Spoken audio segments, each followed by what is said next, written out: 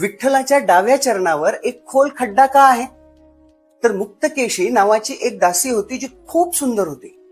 आपल्या सौंदर्याचा, आपल्या कोमलतेचा तिला खूप अहंकार झालेला. प्रत्येक जण माझ्याकडे आकर्षित होतो आणि माझ्या सौंदर्यापुढे कुणाचंही सौंदर्य टिकणार नाही असा गर्व तिच्या मनामध्ये झालेला.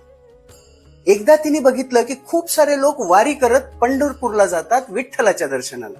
तर विठ्ठलाप्रती सगळेजण एवढे आकर्षित का असं जेव्हा तिने एका वारकऱ्याला विचारलं तेव्हा त्याने सांगितलं की विठ्ठल हे सौंदर्याचं मूर्तिमंत स्वरूप आहे. अहो, आमचा विठ्ठल राजस सुकुमार मदनाचा पुतळा आहे. जेव्हा तिने हे ऐकलं की माझ्यापेक्षाही कुणीतरी सुंदर आहे त्यावेळेस गर्वाने भरून ती विठ्ठलाच्या दर्शनाला गेली. आणि तिने जेव्हा विठ्ठलाला पाहिलं तेव्हा ती विचार करायला लागली, हा तर एक पाषाण आहे, काळा दगड आहे.